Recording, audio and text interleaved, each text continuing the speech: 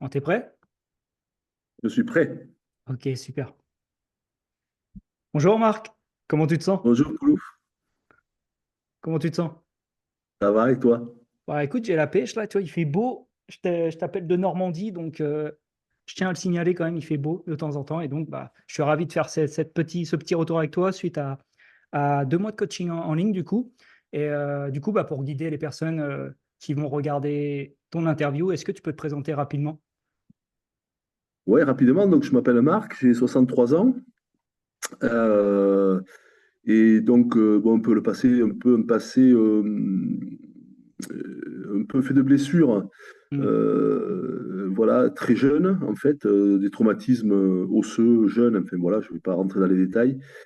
Sur ce chapitre, pas mal de pratiques sportives différentes aussi. Beaucoup d'escalade, de tennis, de natation, des sports de combat, puis de la musculation. Hmm. Euh, voilà, et donc un passé de traumatisme important, très important. Peut-être on y reviendra, voilà. Bien sûr. Mais c'est important parce que c'est aussi ce passé-là et cet état même actuel de traumatisme qui m'a conduit vers le mouvement practice, en fait, voilà. D'accord, ok. Ouais, parce que tu as eu, on a déjà évoqué le sujet ensemble. Tu as été, notamment dans ton adolescence, tu as dû être alité, c'est ça, pendant combien de temps et pour quel motif? Oui, j'ai pas marché entre l'âge de 7 ans et 17 ans à peu près, suite à une maladie. Donc j'ai été allongé sur un lit pendant 2 ans et demi, sans mettre le pied par terre. Puis après des années de fauteuil roulant, des années de rééducation, j'ai réappris à marcher véritablement, quoi. Voilà. Et après, à l'issue de ça, avec des sports de contact qui m'étaient interdits, j'ai quand même beaucoup pratiqué de disciplines différentes, avec une soif de vivre, une faim j'ai pas mal brûlé la chandelle par les deux bouts. Et du coup, sans faire très attention, je me suis beaucoup mis en danger, beaucoup mis enfin, sportivement, voilà, sans travailler avec trop de cohérence, etc., quoi. Voilà. Et donc, au travers de ça, j'ai eu beaucoup de pépins physiques. Bon, et voilà. Donc, actuellement, je ne sais pas si on va sur ce chapitre tout de suite, mais je ne sais pas comment tu veux. Non, mais pas de souci. Bah, de toute manière, on va rebondir là-dessus. Donc, ton passif, il est intéressant pour que bah, les personnes elles se mettent à ta place, parce que ton contexte, il est, comment dire, il est pas commun non plus, quoi. Non. Parce que du coup, on t'a un peu privé de bouger, mais du coup, ouais, on t'a, les sports de contact n'étaient pas tolérés, mais par qui, en fait? Qui est-ce qui t'a dit que Bah, c'était mort? en fait, si tu veux, les sports de contact, style ce que j'aurais aimé faire, moi, c'était du rugby. Bon, j'ai jamais pu. Voilà, par contre, moi, j'ai fait des sports de combat, donc c'est un sport de contact, mais bon, j'ai pris un peu les choses aussi à ma façon, hein. C'est-à-dire, j'ai pas écouté non plus toutes les consignes médicales, Ouais. effectivement. Euh, voilà, mais c'était grosso modo les médecins qui préféraient des sports comme la natation. C'est pour ça que j'ai beaucoup fait de natation, des sports qui privilégiaient ce style d'approche. Voilà. Mais moi, j'étais plus dans autre chose, donc j'ai fait aussi voilà, beaucoup de choses qui n'étaient pas autorisées.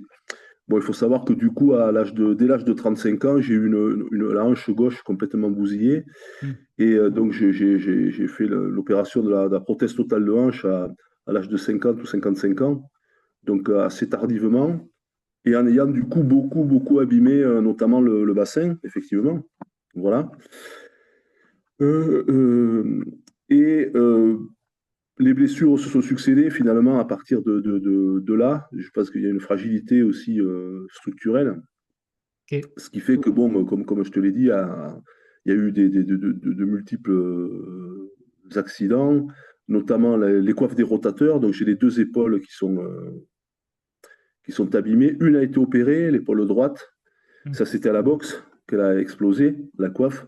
Et l'épaule gauche, par contre, est inopérable. Donc ça fait des années que j'ai une coiffe des rotateurs euh, inopérante sur le bras gauche, c'est-à-dire je ne peux plus faire d'élévation latérale ou frontale, ne serait-ce que pour me poser une casserole sur le feu, par exemple, le poids, je ne peux pas.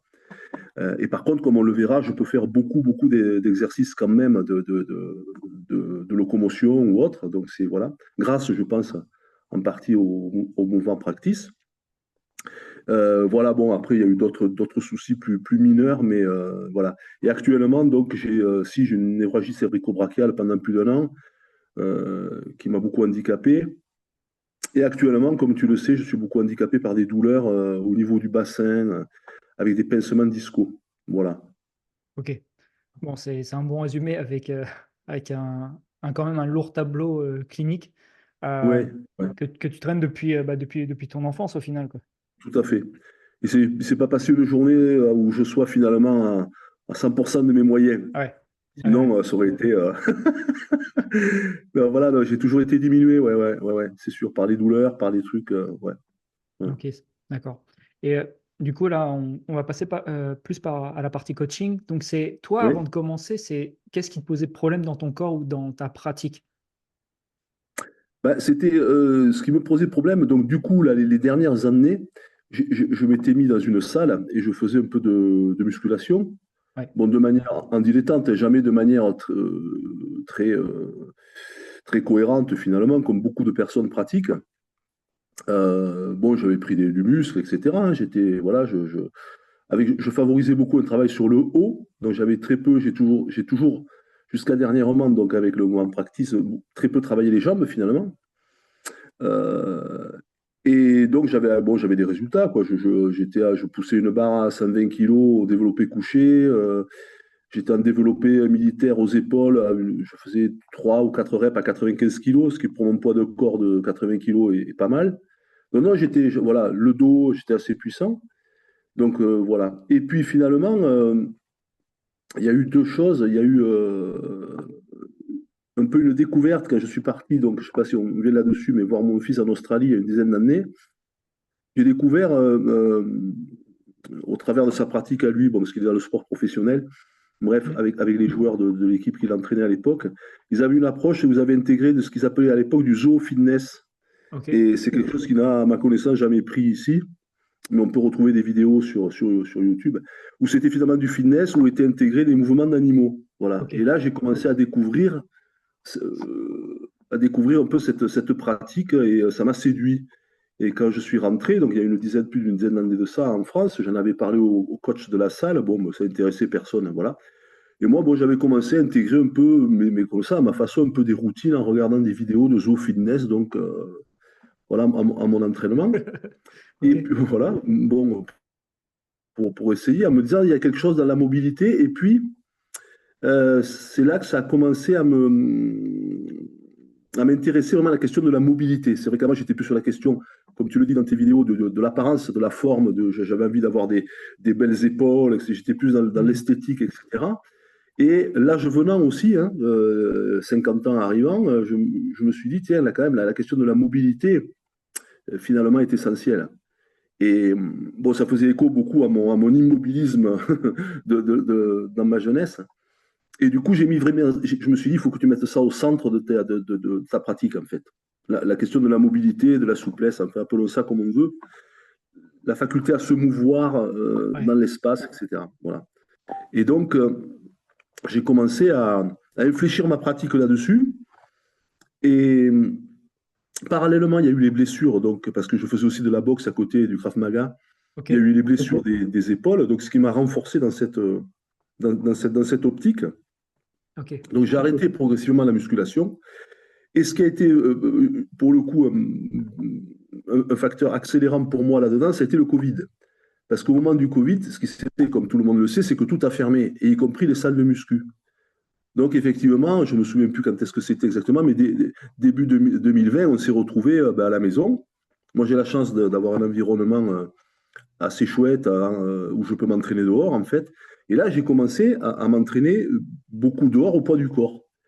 Et du coup, cette pratique centrée sur la mobilité est venue finalement complètement supplanter le reste.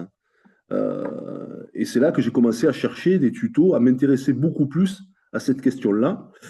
Et j'ai vu des gens sur Internet, on en a parlé, notamment l'Australien, là, voilà, bon, bref, qui est intéressant, Yes. et qui m'ont un peu, je me suis auto-guidé là-dedans, pendant donc un peu des années, voilà. Et je ne travaillais que chez moi, qu'au poids du corps, et j'essayais de la locomotion, en couplant avec du HIIT un peu, du travail un peu à des intervalles à haute intensité, Ok. tout à poids du corps. Et je me suis fait comme ça ma sauce pendant des années, jusqu'à ce que je remette les pieds dans une salle à Coustelet, là où j'habite, donc dans le sud, et que je te rencontre en fait. Et que tout d'un coup, dans la salle, je vois au milieu de gars qui soulèvent des poids plus gros qu'eux, et de toi à moi en faisant souvent n'importe quoi techniquement, que je vois un gars qui était par terre et qui s'agitait dans tous les sens. Et voilà, je me dis, mais tiens, Ah, puis tout d'un coup, je vois des mouvements que je connais. Et là, ça m'interpelle et donc je viens de te voir en fait en te disant, mais ce que tu fais là, ça m'évoque quelque chose, mais personne ne fait ça. Enfin, ici, surtout en France, quoi, voilà. Ouais. Ok. Voilà. Et Donc, du donc coup, là pardon, c'est vas-y, le je te laisse tournant finir, pour moi, vas-y. quand même. Voilà. Ok. Et ouais, donc, au fait, toi, t'as eu cette recherche quand même de. Moi, je note quelque chose, c'est que tu as eu un déclic, ça t'a paru pertinent en tout cas de voir quand tu as été voir ton fils en Australie avec la méthode Zoho Fitness ou autre, mais les déplacements au sol, ça fait un déclic pour toi, en fait, ça t'a semblé pertinent. Et qu'est-ce qui t'a paru pertinent là-dedans par rapport à ton passif que tu as déjà évoqué? Ben, c'est ce que je te dis, c'est que je trouvais que je m'étais mis dans des pratiques qui finalement étaient m'amenaient pas, m'amenaient pas sur l'essentiel, voire même m'en éloignaient, quoi, finalement. Mais c'est un processus, un cheminement que tu fais Ouais, et que j'ai fait moi. C'est un cheminement pour le coup. Ça n'a pas été une révélation divine. C'est quelque chose qui s'est un peu inscrit en moi et auto-alimenté par la pratique. C'est-à-dire que plus je pratiquais à ma façon et mal, puisqu'on y reviendra, mais j'ai commencé à rendre ça cohérent avec toi, avec ton soutien et ton coaching. Moi, c'était de manière un peu anarchique, ouais, etc.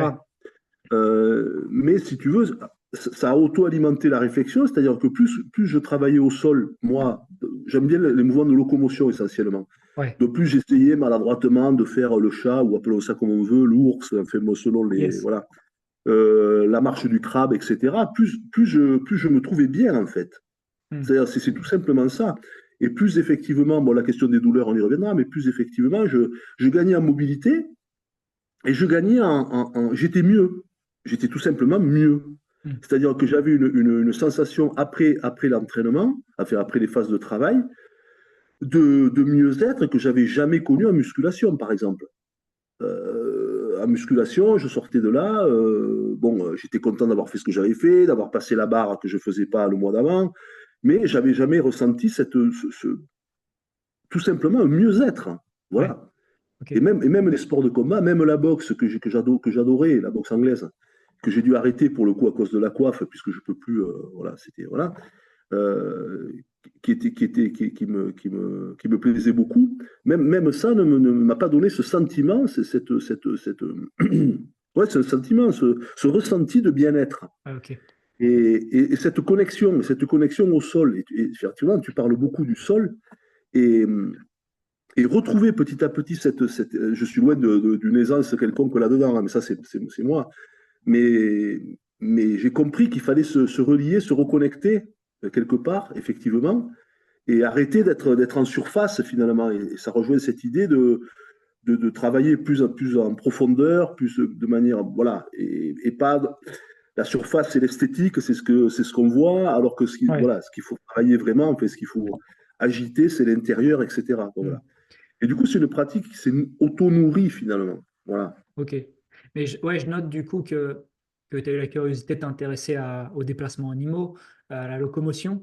Mais la difficulté après, on sait que ça nous intéresse, mais par contre, on ne sait pas par où commencer. Et c'est pour ça que bah, tu fais pas, on a du mal à créer une séance, un corps de séance, parce que bah, on ne sait pas par où commencer. Donc, je comprends en fait ce manque de clarté quand on doit du coup pratiquer. C'est quelque chose que j'ai rencontré moi-même aussi et que bah, beaucoup de pratiquants, pratiquantes qui s'y intéressent, ils sentent que c'est pertinent, mais ils ne savent pas par où commencer. Donc voilà, tout ça pour dire qu'on a tous le même point de départ. Euh, ok. Et Et c'est pour ça, je rebondis, c'est pour ouais, ça que la rencontre avec toi est déterminante pour moi. Hmm. C'est-à-dire que, parce que c'est important, ça peut peut-être alimenter la réflexion d'autres Ouais, personnes. Il y a moult tutos maintenant, si tu veux. Bon, en France, bon, on est comme toujours, on a, je pense qu'on a 10 ans de retard, mais ailleurs, ça fait, bon, voilà, bon, practice, peut-être, toi, tu l'expliqueras mieux que moi, l'origine, etc. Mais bon, ça se pratique beaucoup, il y a beaucoup, on voit moult tutos, etc. Voilà. ouais, Et on est toujours, à mon avis, dans de la démonstration. Et là, j'y reviendrai avec toi, c'est pas du tout ça. Et du coup, tout d'un coup, on voit des gens qui font des choses. Je parle là, même au niveau de la locomotion. ouais, Mon rêve, tu le sais, d'arriver à faire le lézard, etc. exactement. Voilà, j'en suis pas encore là. Mais du coup, on voit des gens faire des choses, on se dit, ouais, c'est génial, il faut que je fasse ça, quoi. Et ça, comme il y a une apparente facilité, Ouais, c'est traître. C'est-à-dire que tu te dis, ne serait-ce que la marche du chat ou de l'ours, le gars, il fait ça avec aisance. Donc, bon, voilà. Et toi, tu te dis, mais après tout, ça a l'air simple. Donc, tu veux directement accéder à ça. Et là, tu t'aperçois que c'est très difficile, que c'est dur, que c'est très cardio. Enfin, il y a des abcès, il y a des aspects, il y a des aspects que tu ne soupçonnais pas.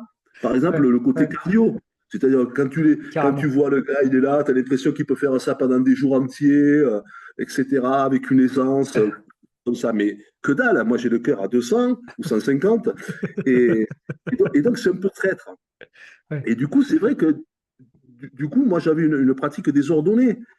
Hmm. Et ce que toi, tu es venu remettre en place, tu es venu remettre la pyramide que moi j'avais mis, qui reposait sur son sommet.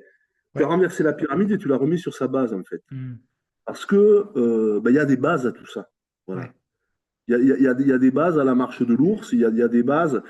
Voilà. Et tout ça, voilà. On va peut-être y venir, mais la rencontre avec toi m'a permis de comprendre qu'il y avait des sortes de patterns qu'il fallait d'abord maîtriser Pour avec la ensuite les décomposition complexifier. voilà, que tu expliques, etc., très bien avec ta méthodologie. Et voilà. Et du coup, effectivement, c'est un cheminement, quoi. On n'accède pas tout de suite à ça. Et pour finir sur cet angle-là, il y a beaucoup de tutos qui donnent une impression de facilité Ouais. et qui est trompeuse, en fait. Voilà. Il faut savoir que quand on s'attaque à ça, c'est un cheminement, c'est un travail, et ça demande beaucoup de travail. Voilà. Hmm. Beaucoup d'efforts et beaucoup de méthodes. Ouais. Et c'est pas parce que c'est simple. Le simple se conquiert difficilement, c'est ça qu'il faut comprendre. Ça paraît simple, mais, Hmm. mais c'est simple en fait, effectivement. Comme on le dit, on le disait tous les deux, des enfants le font. Mais le problème, c'est que non, pour nous, il y a des préalables à, à mettre en place et à réacquérir finalement. On a perdu des choses, il faut les réacquérir. Exactement, ouais, ça a été oublié ou perdu. Chacun y va de son vocabulaire, mais effectivement, quand on regarde faire les gens de la locomotion, du chat, de l'ours, du crabe, etc., visuellement, esthétiquement, c'est satisfaisant et on se dit, du coup, ça a l'air facile. Mais quand on doit le pratiquer, il y a une désillusion qui se passe. Et souvent, bah, l'élève regarde le coach à ce moment-là, et il te regarde, tu sais, mais il dit rien. Et toi, tu fais, bah ouais, non, ça vient pas comme ça, quoi. Ça demande un travail de fond. Et c'est en ça que les gens, en fait, ont du mal à comprendre l'investissement physique que ça demande, au fait. Bien que les séances, en plus de ça, elles peuvent durer le même format qu'une séance de muscu classique ou de CrossFit, genre 40 minutes, 1 heure. Après, on peut le décliner en 30 minutes. Tu peux déjà faire de très bonnes choses, quoi, dans ces formats-là. Donc, je te rejoins totalement sur ton point de vue. Et du coup, pour revenir à l'accompagnement qu'on a fait ensemble, donc là, on a un peu plus de 2 mois ensemble, en ligne, du coup. C'était quoi ton objectif en rejoignant l'accompagnement? Est-ce que tu voulais vraiment changer ou retrouver? Bah, écoute, il y a plusieurs angles. Je pense que l'accompagnement en fait, est primordial. Euh, Parce que justement, on peut facilement perdre en cohérence dans la progression. C'est-à-dire que c'est tellement multiple qu'on ne sait plus par où commencer et dans quel ordre travailler. Donc, moi, ce dont j'ai besoin, c'est ça. C'est-à-dire qu'on me mette les briques à disposition et que je puisse monter le mur, qu'on m'indique comment monter le mur, etc. Mais pas mettre la charpente avant le mur, etc. Tu vois, voilà. Donc, c'est essentiellement ça que je recherche. Et si on pense qu'on peut avancer vraiment vite tout seul avec cohérence, c'est faux. Moi, je le dis, c'est faux. Alors, on peut peut-être pas toujours faire du coaching pour diverses raisons, de disponibilité ou autre, ça, je suis d'accord, mais il ne faut pas s'illusionner. Sans le coaching, les résultats ne sont pas Hmm. aussi probants. Voilà, Hmm. ça c'est clair. Et moi, ce que je recherche aussi dans le coaching, c'est un œil avisé, effectivement, qui aussi me corrige et qui me guide. Hmm. Parce que quand on se contente de tutos ou de travailler seul, on n'a pas ce regard extérieur par définition. Donc on peut être dans quelque chose qui n'est pas pertinent sans le savoir. Et c'est d'autant plus grave qu'on peut envoyer au cerveau de mauvaises informations sur les positions, etc., que lui va prendre pour argent comptant finalement. Et on va avoir du mal à se sortir après beaucoup de choses, de routines, de mauvaises habitudes finalement. Hmm. Voilà. Ok, Donc, du coup, moi, c'est essentiellement ça qui me guide. ok, Et je le vois instantanément, pour être passé par des périodes, on se connaît depuis un moment, où ouais, ouais, on n'était plus dans du coaching véritable, ouais. ben, je perds le sens, pas le sens, je ne sais pas exactement comment l'exprimer. Je perds de la cohérence, voilà. Je Hmm. perds de la cohérence Ok, dans mon travail. ok, ouais, bah, je comprends, ouais, puis Cohérence que tu viens remettre parce que voilà, on repart sur des choses, sur des choses stables, ouais, ça coupe. une structure en fait qui reste souvent similaire et qui est, bah, une fois que tu sais la structure et le schéma bah, que je vous présente aussi en tant qu'élève que j'accompagne, parce que l'objectif, c'est pas de vous rendre indépendant à moi, pardon, vous de rendre, ouais, si, vous rendre dépendant à moi, mais que vous construisez votre Dépendant. pratique petit à Non, petit. Et du coup, je vous donne les outils en fonction de votre niveau pour que bah, vous puissiez pratiquer avec, dans une logique à long terme avec autonomie. Et bien sûr, l'objectif de l'accompagnement, ouais, c'est de faire gagner du temps. Parce qu'avec un œil extérieur, justement, les retours vidéo, ça permet d'identifier les points positifs et d'amélioration peut-être plus rapidement bah, que toi si tu le ferais. Déjà, est-ce que tu te filmerais? Ça, c'est une question aussi. Peu de gens le font et bah, à tort ou à raison. Après, je pense que c'est fondamental de s'autocorriger aussi et donc de se filmer. Mais ça, on ne le fait pas par soi-même. Et raison pour laquelle je demande quelques retours vidéo pour bah, progresser, au fait, tout simplement, et pour que la progression elle, soit cohérente et dynamique. oui, oui. Voilà. Ok. Et comment tu t'es senti, toi, pendant l'accompagnement, en termes d'encadrement, de progression, d'émotion, de découverte? Ah, moi, je me sens très, très bien. Moi, comme je te disais, je ferais ça toute la journée. Yes. Non, parce que ça amène tellement de bien-être que c'est assez incroyable, en fait. Et non, non, au niveau de l'accompagnement, je me sens d'abord très bien accompagné. Hmm. Et j'irai même plus loin. Je pense que je suis précédé. Et pour moi, c'est important de faire la différence. Parce que moi, j'ai exercé un Ok. métier aussi où, soi-disant, on accompagnait les gens. Et je fais un peu de sémantique. Accompagner, je trouve que ça ne suffit pas véritablement. Ok. Parce que si on va dans le mur, si tu accompagnes quelqu'un, ça veut dire que tu es à côté et que tu vas dans le mur avec lui. Ouais. Et du coup, donc, il faut précéder les gens. C'est ça qui est intéressant. Euh, mais les précéder d'un pas. C'est-à-dire, pas les précéder de deux pas, parce que là, tu risques de les perdre. Les précéder d'un pas, c'est-à-dire être toujours un peu devant, et défricher un peu le terrain pour qu'ils puissent, comme j'ai toujours pris l'exemple de, on est dans une forêt vierge, et toi, t'es la personne qui a le coupe-coupe, en fait. On est dans la forêt vierge, on n'y voit rien, et Koulouf, il est avec son coupe-coupe. Moi, je suis derrière, pas loin derrière. Il avance et il coupe comme ça, ce qui m'empêche il me facilite les choses. Mais s'il est trop devant, ça va repousser entre nous. Donc, c'est pas bon. Donc, il faut précéder d'un pas. Hmm. S'il m'accompagne, on prend les branches tous les deux dans la tronche, ça n'a aucun intérêt. Et donc, toi, vraiment, ce que je ressens, c'est ça, c'est que tu as cette façon de savoir, d'intuiter avant moi, finalement, où il faut que j'aille et où j'en suis. Voilà. Hmm. Et ça, je trouve que c'est génial. C'est-à-dire que tu sais pour moi, je parle pour moi, tu sais me donner juste ou réajuster juste ce qu'il faut pour que je puisse avancer, en fait. Voilà. Hmm. Faire le petit pas qu'il faut faire, la petite progression qu'il me faut. et tu ne me dresses pas des plans sur la comète à me dire que je vais faire des choses formidables dans 21 jours, ou je ne sais quel autre truc. Et voilà. Et ça, moi, cet accompagnement, ça m'amène ça. Et je m'y retrouve même philosophiquement dans ta façon d'accompagner. C'est-à-dire d'être hyper, très à l'écoute, mais justement, c'est pas un accompagnement que tu proposes, c'est quelque chose tu proposes une sorte de guide, quelque chose qui, voilà. Et ça, c'est fondamental parce que moi, ce que je ressens, c'est qu'avec avec le niveau que tu as et le niveau de pratique et de connaissance que tu as, et c'est là où c'est important, en fait, c'est que tu peux anticiper mes difficultés. Mm. C'est-à-dire que une fois que tu connais mon. C'est pour ça qu'on a beaucoup de discussions sur mon état physique, sur etc., voilà, qui évolue même.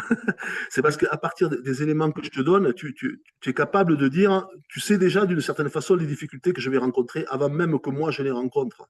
Voilà. Parce que toi, tu connais le mouvement, donc tu sais très bien que dans mon état, etc., Ouais.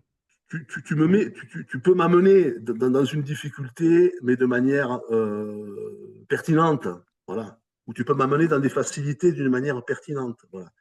Et cette préconscience, cette préscience, moi, je ne l'ai pas. Et c'est toi qui l'as. Voilà. Et Ok. moi, c'est fondamentalement ce que j'y trouve, c'est ça, c'est cet espace que tu arrives à créer entre ma propre pratique et ce qu'elle peut devenir, en fait. Mm. Ça paraît un peu éthéré, ce que je dis, mais il faut le ressentir, quoi. Voilà. Et, euh, et moi, ça m'amène énormément. Ça m'amène énormément. C'est pour ça que quand je peux pas, on ne peut pas, pour des raisons ou d'autres, encore une fois, être dans du coaching, Ouais. je ressens un manque. Donc, je continue, effectivement. Ce que tu dis est important. Tu nous donnes les moyens d'une autonomie. C'est évident. Et d'un auto, comment dire, d'une auto-évaluation, Ouais. effectivement. Mais rien ne remplace. Rien ne remplace. Alors après, ça peut être par moment. Hein. On peut imaginer que, d'ailleurs, c'est un peu ce qui nous est arrivé, qu'il y a un coaching, finalement, au bout de quelques mois, on reprend un coaching de Bien temps de sûr. temps pour voilà, faire des réajustements, etc. Voilà. Mais à un moment donné, ce temps de bilan, ce temps de coaching, ce temps de suivi au plus près me paraît indispensable. Tu Et je parles du pense que physique, d'ailleurs, du coup. voilà, même des pratiquants assidus et comme toi, ou je veux dire, et très, très, très formés, doivent, pour eux aussi, j'imagine, faire des stages, revenir, tu vois, revenir, voilà. De la même manière qu'un psychologue a besoin d'une analyse à un moment donné, lui aussi, voilà, donc je pense, voilà. Donc, mais moi, ce que je retrouve vraiment, ce qui est fondamental, je le redis, parce que ça m'est cher, dans l'accompagnement, c'est ça, cette capacité que tu as à être un peu devant. Voilà. Parce que si c'est pour me faire faire ce que je sais faire et me congratuler, oh, c'est super, nanana. Moi, pour être fier de moi, j'ai besoin que de moi. Mais par contre, pour m'amener plus loin, voilà, c'est ça Ok. la question. Ok. Bon, bah, très cool. Euh, petite parenthèse, la marque, le temps de réunion, du coup, il me reste 6 minutes d'enregistrement, donc peut-être qu'on en relancera une si jamais on passe au-delà des 40 minutes. Voilà. Euh, Volontiers. ok. Et du coup, bah, merci pour toutes ces réponses déjà, mais et toi, est-ce que tu avais des doutes et des craintes avant de commencer et qu'est-ce que tu en penses aujourd'hui pour assurer Avant de les commencer prochaines le coaching personnes? ou le. Le coaching, ouais. Ah non, j'avais pas de crainte. J'avais pas de crainte. Je l'avais jamais fait. Je l'avais jamais pratiqué. Euh, bon, j'avais eu des coachs dans d'autres disciplines, etc. Je veux dire, je sais ce que c'est que d'être coaché, etc. Mais là, en l'occurrence, sur la pratique qui nous occupe, non, voilà, essentiellement parce qu'il n'y avait personne en fait. Ouais. Enfin, je connaissais personne. Voilà, tu le sais mieux que moi. Voilà. Donc, non, non, j'avais aucune crainte. J'avais aucune crainte. Bon, j'étais observé pendant plusieurs. Parce que je ne voulais pas t'embêter déjà. Je voulais pas. C'est vrai. Je t'ai vu plusieurs semaines avant de t'aborder. Hein. Et donc, bon, j'ai vu que tu maîtrisais, que tu n'étais pas comme moi un dilettante et un débutant dans l'histoire. Et voilà, donc j'étais très très content de me rapprocher de toi. Et l'approche tout de suite que tu as eue professionnelle dans l'écoute, même dans des conseils de manière immédiate. Je me souviens, le premier conseil que tu m'as donné, c'est les arm circles. Ah. Parce que tu m'as vu aussi, tu avais dû te dire, bon, le gars, il est là, bon, il fait son chat. Bon, le chat, il est un peu. Hein, voilà, donc peut-être qu'il a des problèmes aux épaules, ce monsieur. Et, bon, et voilà, tu avais déjà repéré qu'effectivement, voilà, j'étais pas d'une mobilité époustouflante. Et du coup, tu m'as dit, je me souviens très bien, ben, écoute, ce que tu peux faire, c'est ça. Voilà. Et depuis, d'ailleurs, c'est devenu un mouvement que j'intègre même, donc on en parlait même à l'échauffement. Ouais. Voilà. Et pour le dire d'ailleurs tout de suite, si j'ai des douleurs ailleurs, mais ça peut-être on y reviendra, les épaules qui sont encore une fois fracassées, je n'ai plus de douleur. Puisque le but, c'est quand même, comme tu le dis à juste titre, c'est d'avoir une pratique, un corps sans douleur. Peut-être tu veux y revenir, mais Tu peux lancer le sujet, hein, si tu veux. Dis voilà. tout ce qui se passe. Voilà. Voilà, effectivement, le but étant aussi de bouger et de bouger sans douleur. Et effectivement, donc moi, des douleurs, la douleur, comme tu le sais, fait partie de ma vie. Il ne se Mm. passe pas une journée sans que j'ai eu mal, je pense, pour tout un tas de raisons. Mm. Voilà. Et par contre, donc, du coup, là, les épaules, après des années de douleur, puis donc une grosse opération à droite et une coiffe bousillée à gauche, hein, encore une fois, ben là, avec le mouvement practice, je n'ai plus de douleur aux épaules. Alors que j'arrive à faire des mouvements qui engagent beaucoup les épaules, en fait, finalement. Ouais. Hein, et où les épaules sont quand même sollicitées. Et donc ça, je peux dire que là-dessus, la pratique m'a beaucoup amené. Voilà. Et alors c'est moins vrai, comme tu le sais, au niveau de la partie basse, Mm. où là, entre la prothèse de hanche et puis bon, beaucoup d'autres problèmes, j'ai des douleurs dont je n'arrive pas à me débarrasser. Euh, je Pas ne vais encore. pas rentrer dans les détails, mais voilà, bon, des douleurs. Là, actuellement, il y a deux pincements, j'ai fait un scanner, tu le sais, il y a deux pincements vertébraux Mm. au niveau des lombaires du sacrum. Donc, ça fait des douleurs type sciatique, mais qui sont évolutives. En fait, c'est assez bizarre. Et toujours une douleur un peu résiduelle à la hanche, effectivement. Bon, liée certainement à une inflammation un peu chronique, à l'opération de hanche, qui est, voilà, un tas de choses. Hein. Et là, il y a des douleurs dont j'arrive pas à me débarrasser en bas. Par contre, comme on le soulignait, et ça c'est important pour les gens qui écoutent et qui voudraient, qui sont là-dedans ou qui voudraient rejoindre ce mouvement, moi j'ai un tort, c'est que je mesure beaucoup les choses à l'aune de la douleur, à l'échelle de la douleur. Mm. Parce que bon, ça me prend le chou. C'est vrai que j'ai mal, donc c'est quelque chose qui finit par s'imposer au niveau de la charge mentale, qui finit par Ouais. occuper tout. Et là aussi, ça a été très important. Et ça, c'est fondamental, par exemple, dans le coaching. Quand tu me dis, mais attends, à part la douleur, qu'en est-il des bénéfices ou des changements que tu as pu observer Ouais. entre avant et après, du point de vue de la mobilité, par exemple, des hanches? Bon, et ben là, effectivement, quand tu me fais prendre conscience de ça, que je ne peux pas m'en tenir à la douleur pour évaluer le processus, Ouais. alors là, je suis dans du bénéfice, incontestablement. C'est-à-dire que depuis que je pratique, et depuis surtout que je pratique avec toi, avec les programmes successifs, j'ai une mobilité, c'est incomparable. La mobilité, la fluidité que j'ai au niveau du bassin et des hanches. Voilà.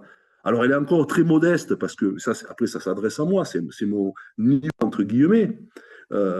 Mais ça n'empêche qu'effectivement, si je mets la douleur à part, je n'ai que des bénéfices. Mm. Voilà. Et j'ai des bénéfices structurels, j'ai des bénéfices. Voilà. Et donc, je continue à penser que je vais finir par avoir des bénéfices sur la douleur. Ouais. Mais il faut que les gens sachent aussi quelque chose. C'est que dans la pratique que tu proposes, on vient bousculer les équilibres. Et les équilibres ne sont pas forcément bons. C'est-à-dire qu'on a pu équilibrer son corps, ou précisément on l'a pas mal. Mais ça n'empêche pas qu'on soit dans du déséquilibre.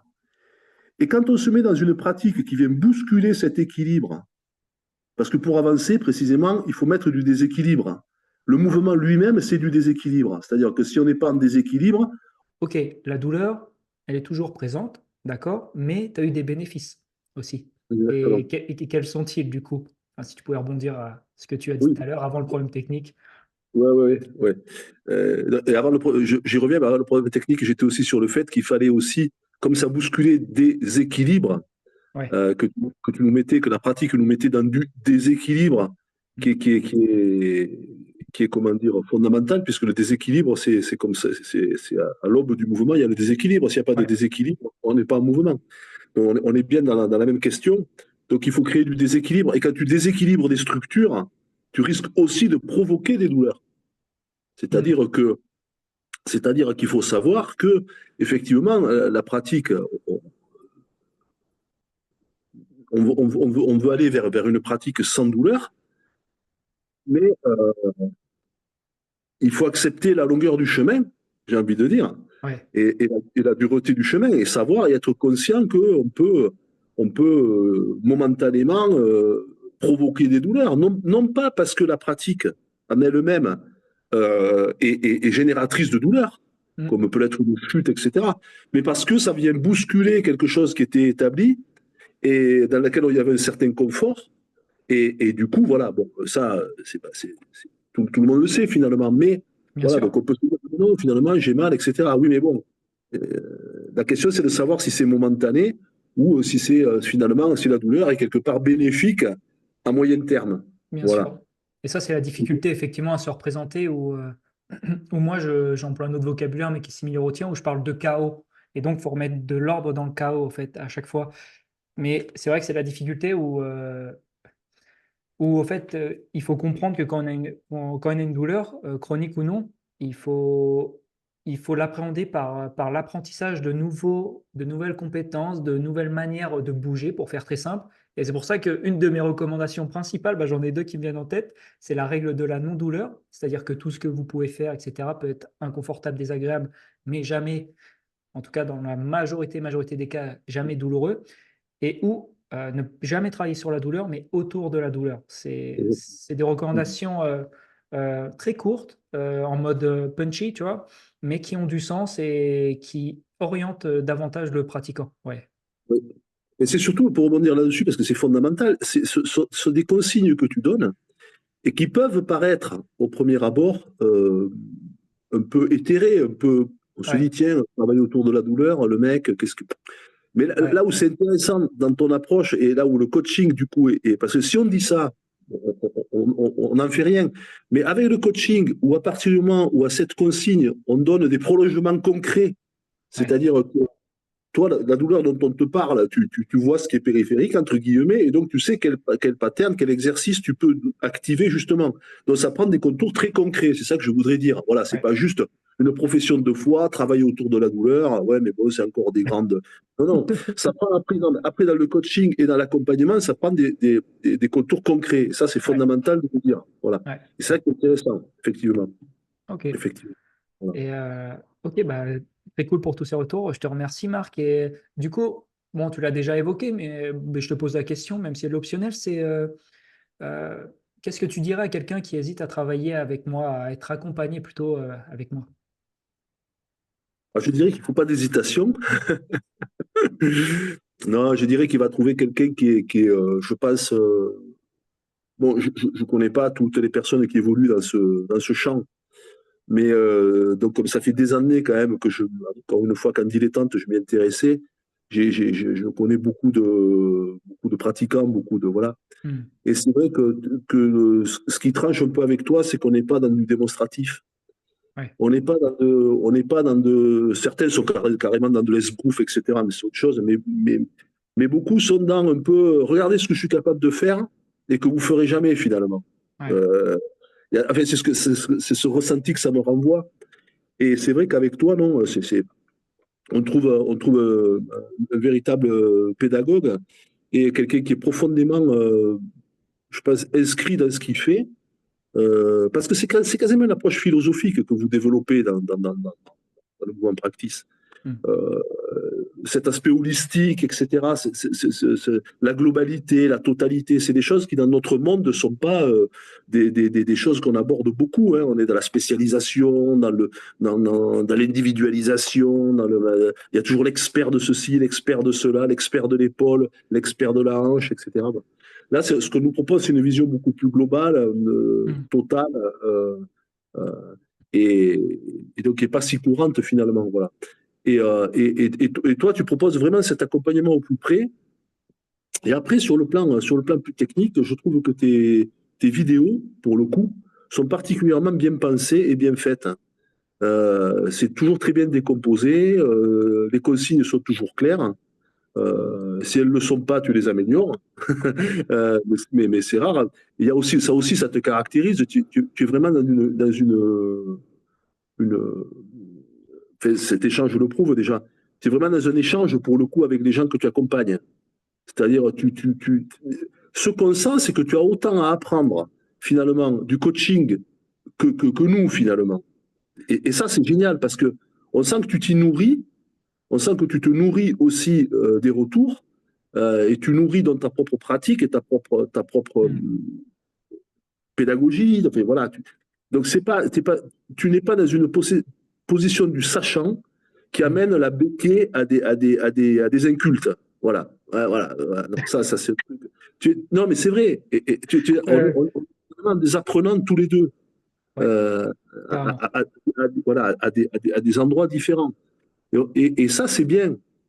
Parce que tu te nourris aussi de ça. Et c'est formidable parce qu'on a le sentiment d'être dans un vrai échange du coup et d'être vraiment considéré Mm. du coup non pas comme une surface marchande, Ouais. c'est-à-dire où tu vends ton business, on est considéré, on est dans un processus d'échange, de co-construction de quelque chose, tu Ouais. vois, alors, chacun a son endroit différent, et c'est normal d'être dans une relation à un moment donné marchande, puisque toi, tu fais c'est ton métier d'accompagner. Voilà, donc c'est parfaitement légitime d'en attendre des retours sur le plan financier, etc. Voilà. Mais tu le fais d'une manière, je trouve, j'ai pas le mot, voilà, Je donne du sens au mot accompagnement, peut-être. voilà, voilà. Et plus qu'un accompagnement, mais tu es pas en train de vendre quelque chose. Ouais. Voilà. Ouais. Et ça, Ok. je ne le dis pas parce que des gens vont l'entendre pour te faire. J'ai pas d'action dans l'entreprise Coolou. Non, non. Voilà, donc, voilà, non, c'est juste une superbe rencontre, au-delà de tout d'ailleurs, parce que voilà, c'est des rencontres aussi. Ouais. Et non, non, tu n'es pas en train de nous vendre quelque chose, et surtout pas du rêve. Ouais.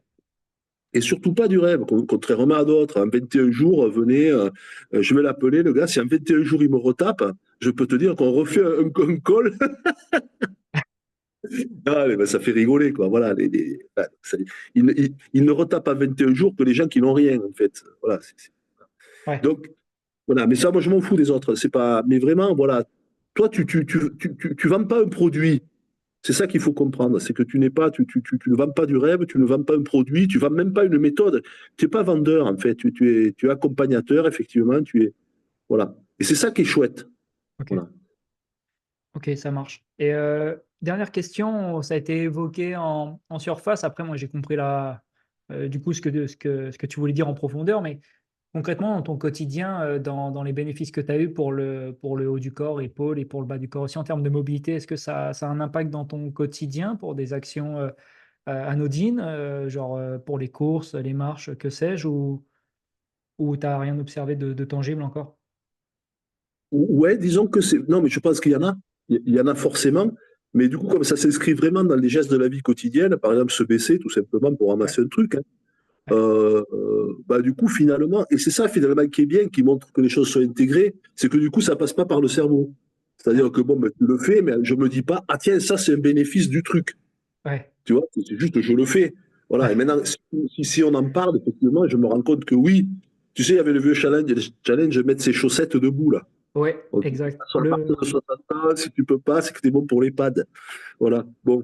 Mais j'y arrive pas tout à fait encore. Mais voilà, bon, Bon, bon, et du coup, voilà. Non, mais après, les bénéfices sont énormes. Rien que le plaisir de se mouvoir, c'est oui, c'est- c'est- c'est incomparable. Voilà. ouais. Ok, ça marche. Ouais. Prendre du plaisir dans sa séance. Juste prendre du plaisir déjà. Ouais, ouais, ouais. Ok. Et tu vois, le paradoxe, moi, qui m'occupe actuellement, c'est que pour le coup, la marche, et ça, si je reviens à la douleur, Ouais, hein, c'est que le fait de marcher, normalement, comme un bon bipède, c'est ce qui me coûte le plus actuellement en termes mais là, on va rentrer dans mon cas personnel, c'est pas intéressant. Mais c'est ce qui me coûte le plus en termes de douleur. J'ai pas envie d'aller marcher 1 heure dans la campagne, ça m'emmerde. ouais, Parce que je suis pas bien de marcher. Alors que dès que je fais du mouvement, dès que je fais de la quadrupédie, de la locomotion, etc., je suis bien. ouais. Ouais, parce que je vais pas marcher à 4 pattes tous les jours parce que je vais finir à l'HP, tu vois ce que je veux dire. Pas marcher. Donc, Ouais, je suis obligé d'être un bipède un peu traditionnel. Mais tu vois, c'est donc j'ai des choses à travailler là-dessus et là, en ce moment, c'est ça un peu qui m'occupe. ok. Voilà. Ok, bon, ce sont des bonnes questions, en tout cas, des bonnes préoccupations. Mais en tout cas, Voilà. ben, on poursuit l'accompagnement ensemble. Ouais. Hâte de voir ton évolution. Voilà. Et donc, bah, c'est tout. Tout simplement, Bah, écoute, je te remercie, Marc. bah, merci, Koulouf. À Et bientôt. à bientôt. Bye bye. Ciao.